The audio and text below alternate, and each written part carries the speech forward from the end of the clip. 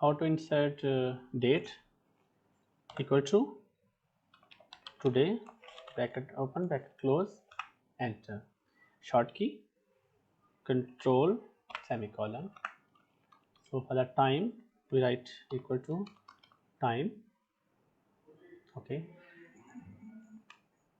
bracket close, hour, its now time is 01, then minutes is 30, so second is 00,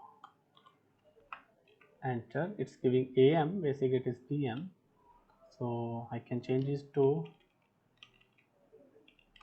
13. Okay, the short key is control shift semicolon. Time is changed by 1 minute now, so date and time through formula will be equal to now, bracket open, close, enter. So you can see this one. So your short key I can mention here ctrl plus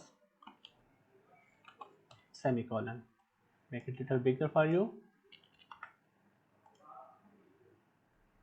Short key here is ctrl plus shift